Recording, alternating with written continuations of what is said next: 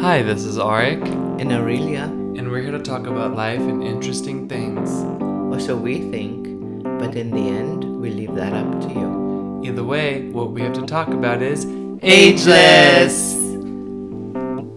Hi, so how would you define true success in general for people?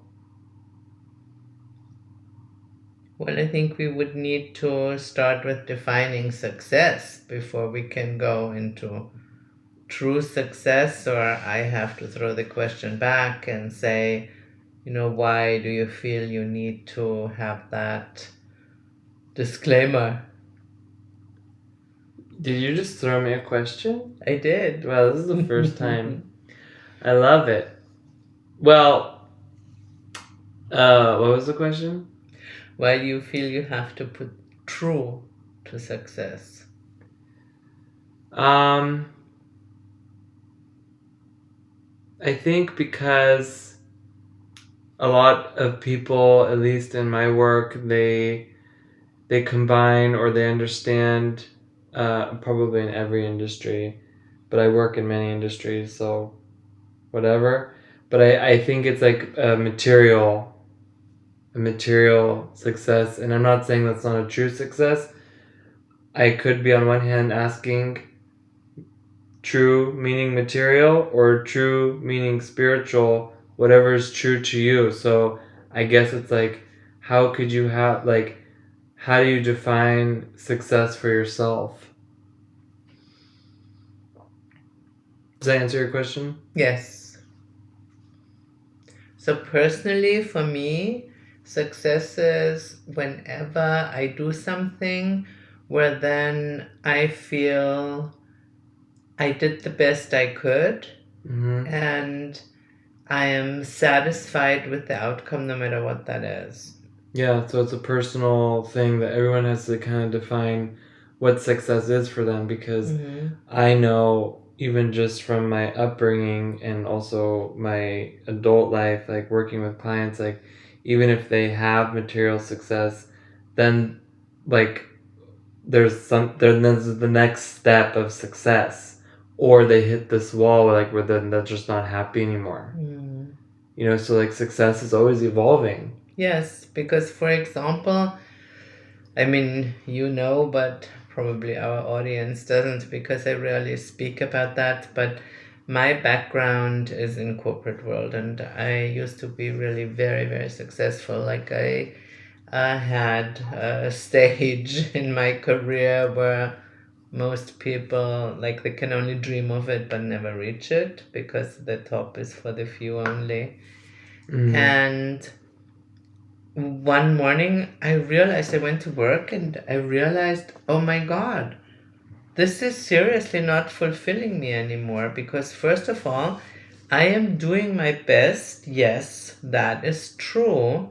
But I was doing it for the wrong reasons. I was doing it for numbers. I was doing it, that the company looked good, like all these kinds of things. And like I devise strategies to convince people to spend, let's say, $100,000 when really all they needed in honesty was to spend a gadget for 10. And I said, well, I cannot do that anymore. And I mean, and the people were happy with it and they would not know that, but I did. And so I decided, I cannot do that anymore. So it didn't fulfill me anymore. So I could no longer define this as success. Even looking from the outside, it was the same thing. I was earning this amazing many figure salary and, I had all the perks and everything, but I no longer felt successful. And so that's then when I decided, okay, I give this all up. That's when I started to become a healer. And thereby, that was a very successful move for you. Yes, it was. But at that time, people were thinking I'm in a cult or, I'm like, whatever happened to me, I must have a brain disease or something to give this all up. and to... Right, because that's the epitome of success for the average Joe. Exactly. Mm-hmm.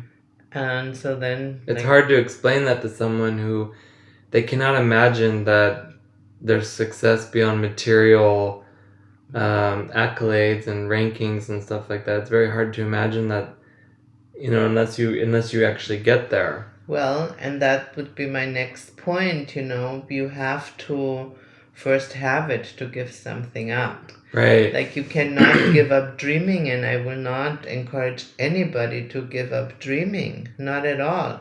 Like, people should dream of what their highest desire for success is. Right.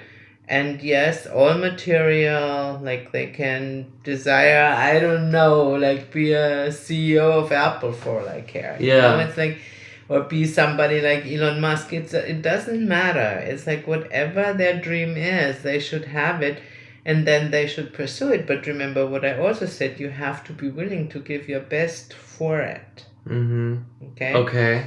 But then you cannot be attached, because then once you have it, then you are ready to let it go. What do you mean give your best for it? Like 100%, like not holding back. Like not having one eye on the prize and the other eye on, what does, my neighbor think about me, or... Yeah. Well, really, I want children, and now I'm doing this. If you're a woman, or a man also. Sorry, I forgot. Well, in these times. There's the pregnant man emoji now. So yeah. So I just realized that. So I apologize. And seriously, I'm not sarcastic. There are. No, me either. I'm raising awareness about it. Yes. Or if not pregnant, I mean, there are many families that have two dads. So yeah. Either way, like, you want a child, but then you want that success in your career, and that's not giving it 100%. Because the way we're built, we can only do one thing at a time, and everybody who thinks they can multitask, they fool themselves. You can give 100% to one thing at a time only. And so then you have to be ready to decide what it is that you want. So giving your best means you cannot be going in two different directions. No, you cannot. Because, if you look at the cosmic pixels, I'm just looking at it so it comes easy. Our tarot deck. There's an archetype that's called the Chariot. And so this is like, as the name says, a chariot, and it's pulled by two sphinxes, and they have to go in one direction for the chariot to move, or to move, smoothly. If the one sphinx pulls to the right and the other one pulls to the left, then there is no movement, then there is only stuck. And and not your best. Yeah, that's right. So that was a very successful thing for you to do, though, because it was like you had already reached the top, and then in that world, but it wasn't your personal top. Yeah, you had to go higher. So that's like true success. Yes. Not selling out, like saying like, oh my God, like what I'm doing here is unethical to myself, but I keep it because it seems like it's successful, but really I feel like my success is elsewhere. Yeah. So, oh my God, I'm going to do something really crazy now. Yeah, and I give it all up. And I start over. And when I give it all up, I mean, even like the money that I had, because I can already hear you saying, well, it's easy. If you really made that much money, you probably had a lot of money. No, I gave it all back. I gave that to my parents, thanking them to bring me up in the way they did. And yeah, that's nice. And I gave this all back to them, and I think I came to the States with like $20,000 or something. And you may think, oh, that's still a lot of money, but... My great-great-grandfather came to the States with 14 cents in his pocket. Well, we need to see what the conversion rate would be. Back then. Fact is, I drove really, really old car. I don't even know how old it was, like many decades old. It was one of these big boats, and I bought it for $600, and it had no air conditioning. It had like nothing, but this all I could afford on my $20,000 budget.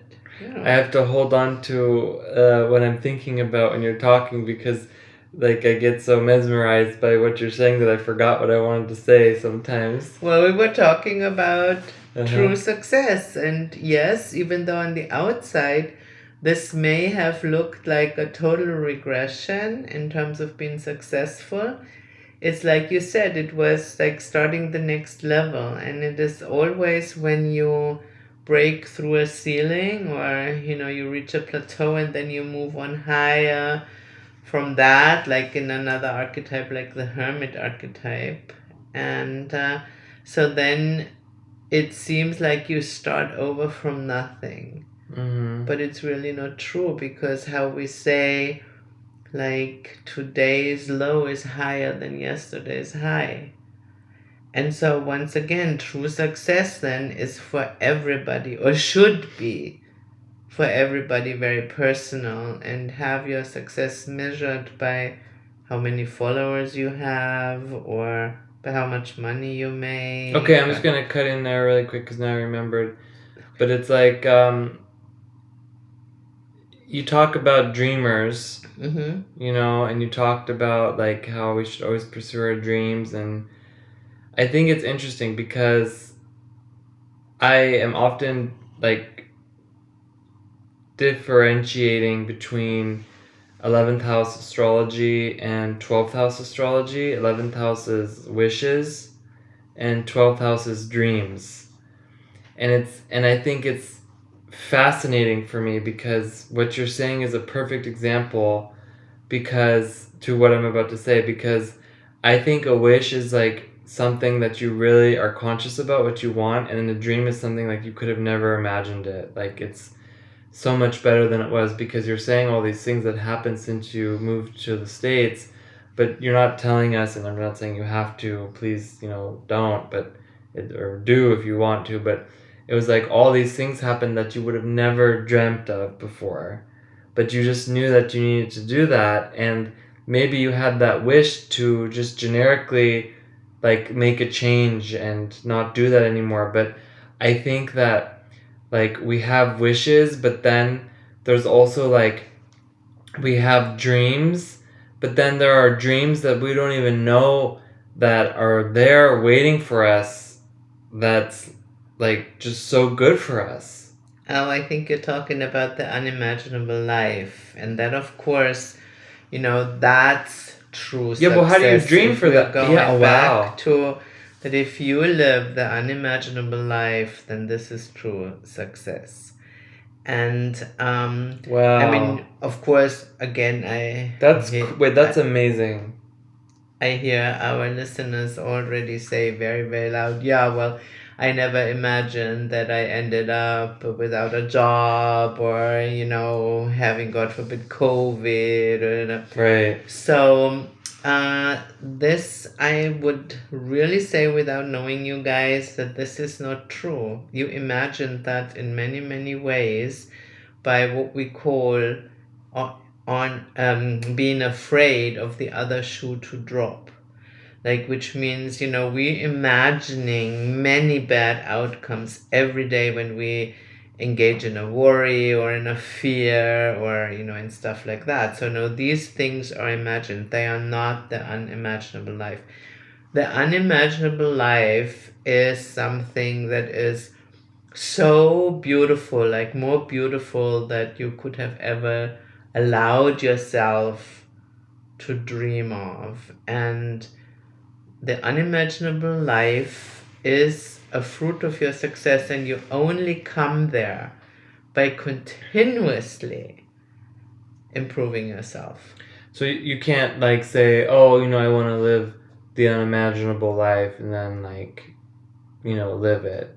Well, you can say you want that, and you can, send out this wish for everybody who matters to hear, and then we say, oh, hear that, this person over there just wished for the unimaginable life. Okay, so let's set it up for that person to reach it. And guess what that could mean?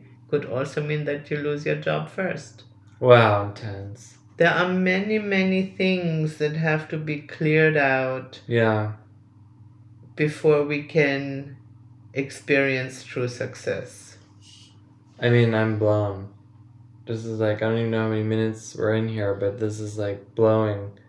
Because, I mean, that's really intense, because that, I think, is what it's really about, is like living the unimaginable life, or unimagined life, as you think. I don't know, but it's like that to me sounds like life, because we come in to this world like with so many concepts and karma and so much, everyone just sound like concepts, but so many like patterns and stuff, and then we kind of operate within that. Like, I want to do this and I want to do that. Like, say like you grow up in India and then you say I want to be an amazing chef, but all you know is Indian food and you don't know like Japanese food or Mexican food or I don't know, French cuisine or something, you know. And it's like you could not imagine that. But if you just want to be a good chef, then I don't know, it just takes you on this amazing journey, and I think that's totally amazing. And I feel like I personally myself do live that unimagined life general, because like I've cleared a lot of stuff out. Just I would not imagine, and even when I tell people some of my story, they don't believe everything I'm saying, or they cannot imagine something like that happening to somebody. And I feel like you just never know where you're gonna go next. And I think it can be very difficult sometimes for the people in your life who have to kind of adjust to that, because maybe they are not necessarily like living the unimagined life, but then you are. So I think it's, but what you say, like, you don't know what's gonna happen. No, you don't. It's I mean, that's why I said in the start, like with success, you know, you have to give it 100%. You have to be ready to give up everything else. And if, like, you know, God forbid, it could happen that your family wants to stand in your way, being a bucket of crabs, how you call it, you know, Yeah. holding you back, then you have to be ready to let them go. That's just then part of your path to success. That's not easy. No, Because not only do you have... no, but I never said it was easy. I mean, you asked me what is true success, Yes. and I answered Yes, the best I mean, I two can. things to that. I mean, the first part is, if it's the unimagined life, then who's imagining it? And second, letting go of your family, and I speak from experience on that, is like, it's very difficult, for two reasons. Because the first reason is you have to let go of the like physical, I guess, connection, or like just the relationship connection, but then you also have to let go of the emotional, or like the claws, or the wounds that the claws have made. So there's that's a lot of work, and to be successful at that is a lot of work. Yeah. And I think it's interesting, because the fact is that whether you do it before or after so-called material success, you have to do it. Yeah, you have to. I mean, you know, do the inner work. Yes. You either do it before and have less symptoms, and more material success, or you do it after and have like some material success and more symptoms. Yeah. Either way, like back to your question, like if you're not imagining it, who does? Yeah. Like I could have never imagined to be with someone like you. Never mind imagining being with you. Like there was absolutely no way that I could have imagined that. However, what I could imagine, or what I wanted, you know, like what I dreamt about, what I wished for, was just that, you know, I wanted to meet my soulmate, Mm. and that I prayed that I would recognize him when he stands in front of me. You've talked about that before. I don't know if we've ever talked about it in front of a microphone, but you can elaborate a little bit on that. Like you had that wish. Yes. Uh-huh. I had that wish. After I, left my corporate career behind, I had, and it sounds like so, difficult Hollywood movie, but it really was true. I had time for a relationship. Like to really dedicate myself also to a relationship, which I didn't have while I was in corporate world. I was traveling 10 months out of the year. Mm-hmm.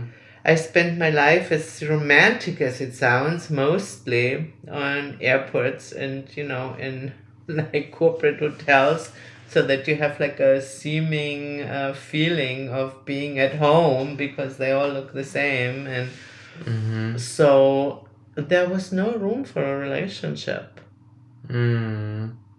So, but then part of my next step was having room for that, because in many ways my life has become more simple. And so I could do that. And then I had to be open to receive what was ready for me to be experienced. I mean, you're basically saying that having a soulmate relationship is as much work as one of the most high-powered corporate jobs that anybody in the world could have. That's exactly what I say, and I know it sounds very unromantic, but I think it's romantic, but it's also true.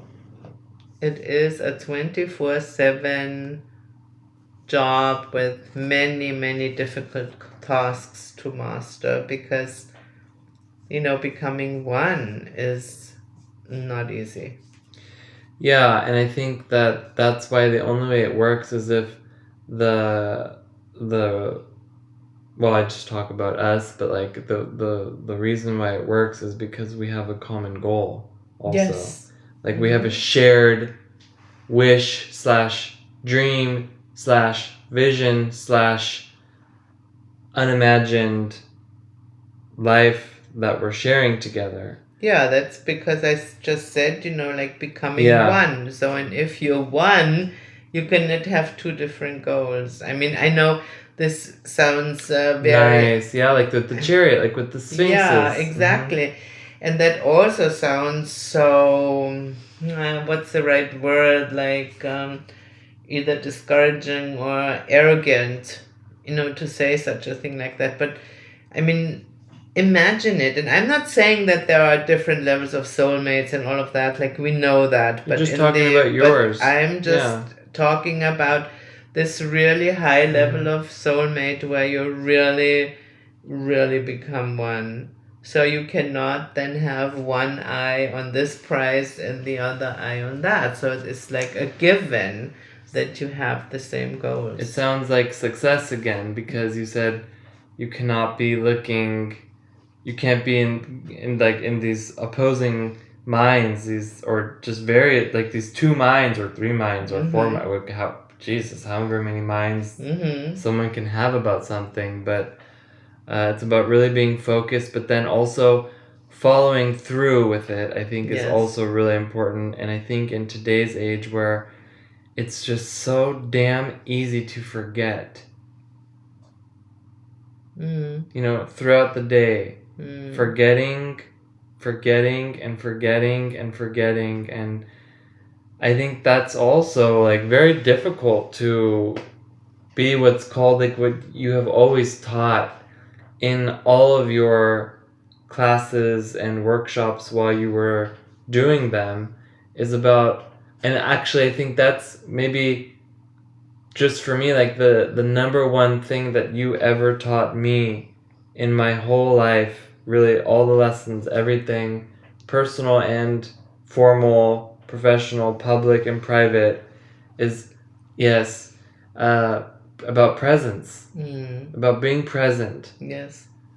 And I think that just tying that in with success, and this is like getting really now all over the place and intense and deep, but I think it's just with success, you have to really be honest and present and open. Yes, open, honest. Because then that's what takes you to that unimaginable life, which includes relationships, profession, family, livelihood, like wealth, fulfillment, happiness, joy, relationships, like in terms of friendships and because there are different levels of soulmates. There's soulmates in business. Yes. There's soulmates on so many different levels. So it's about that shared wish that you're talking about. And so so thank you. I totally agree that you're also the unimagined life for me. I mean, I knew it when I saw it, but like before that, I mean, it was like not like, I put you on a vision board. I mean, I just knew I had to come here and fulfill mission, and I had to get through my horrible or my blessed, however you look at it, upbringing, and I totally agree. And like everything that we've done has really been unimagined. And I have to say, like exactly like you said, good and also bad. Yes. And I don't even want to say bad, but like Difficult. Scary. Yeah. So it's really, like you say, you cannot have the idea of good and bad. Let's just put it that way. Because it's all good. But I mean, for the ego that has attachments or fears or likes comfort zones or wants to not change, it's not easy. That's right. But how Arik's best friend says, not everything bad is there to hurt you. That's right. Yeah, that's something that really I think about all the time, because I'm a walking testimony for that. Yeah. Yeah. So. And I mean, so is he with all his successes. He's a very, very successful man. You look at his past, it was not easy. No. No, not at all. But it all makes us who we are. And that's the other thing that I wanted to say. What is a sign of true success is that, what you then have succeeded in, you will not lose it. So, for example, what I have accumulated in knowledge and maybe a little bit of wisdom and techniques and methods and stuff like that in my corporate life, I can use all of that. Yeah. Was nothing superfluous that's not serving me now in one capacity or the other. I mean, first of all, we're running our own business, like our own company. And so all of that, like that business aspect, somebody has to learn it. You have to go to university for that. Yeah. I mean, it's just like it would go too far to go into detail about all the things that future episodes we do, but I just want to mention like one thing that is, because I also think it's very, very relevant to take the corner into real success. Like I had let's just call it management training, and it was Japanese, and so one of the things we had to do was called, embarrass yourself daily. And we had to really come up with like scenarios that for the ordinary person are unimaginable, that you would put yourself into a situation like that.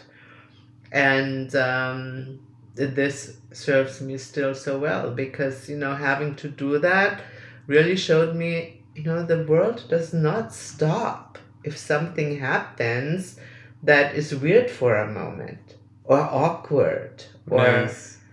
the world moves on and people will not remember. It's like I'm not that important, even though I'm important, and I was actually important, but I'm not that important because everybody has their own lives, and whatever happens in everybody's personal life is in the long run more important to them than something they saw that happened. Yeah. Or, I mean, seriously, on a daily basis, how often do you think about wardrobe slips that you have read about on TMZ 10 years ago? Right. Yeah, Exactly. nice. Yeah, exactly. It's like you really don't. And this is like really good advice, like to not be afraid to embarrass yourself, because this is the only way how you can really see who you are. Mm-hmm. And then to know that whatever you learn on your way to success, if it's true success, you will keep it and take it to your next level. Yeah. Like in a video game, I mean, Mm-hmm. you beat the boss on one level and you got like so many tokens of this and that. You take them to the next level. That's really amazing because I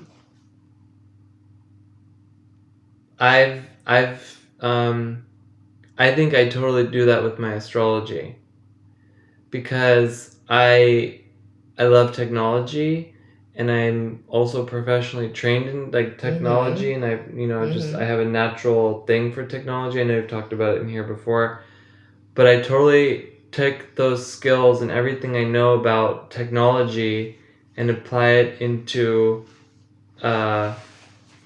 astrology. Yeah, you do that. Oh, it's really like everything, like spirituality, everything. Yeah. And I mean, I used to even do it the other way around when when I help people with their technological issues. And I'm so sorry if I've ever helped you, and I'm saying this, but it's true because the issues reflect what's going on in your life. So it's like I would apply my spiritual training into my Consulting practice. my consultant, yeah, and my technology training in my new consulting practices. So it's this energy that you definitely you take it with you if you're successful with it. Yes. And I think then that's how you train yourself and you learn and you level up. Yes. So everyone should think do. about that. And yes, embarrass yourself. So important. Mm-hmm. It's so important because also I think, don't hold me to it, but I'm pretty almost 100% sure that embarrassment is it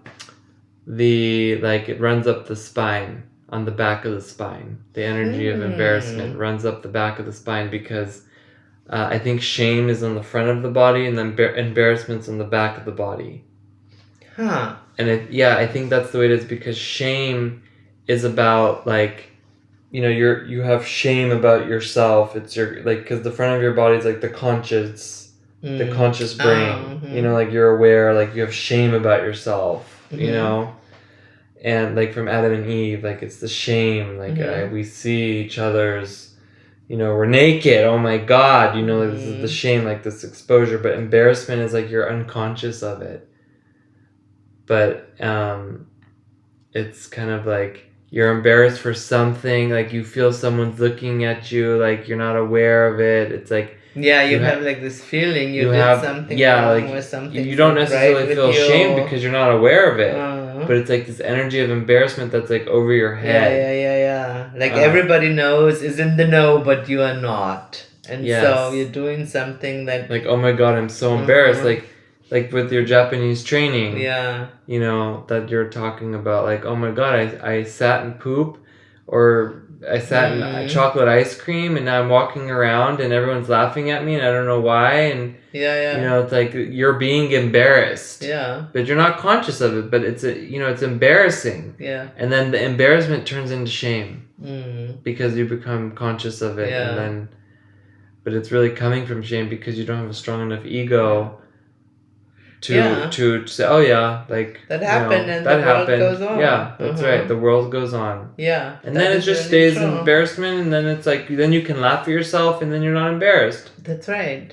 Then you own up to it and say, well, maybe there even is something that I can learn from that situation. Maybe there really was something that I can do better next time. And I can talk about it with others, and then next thing you know, I'm recording a podcast to help others.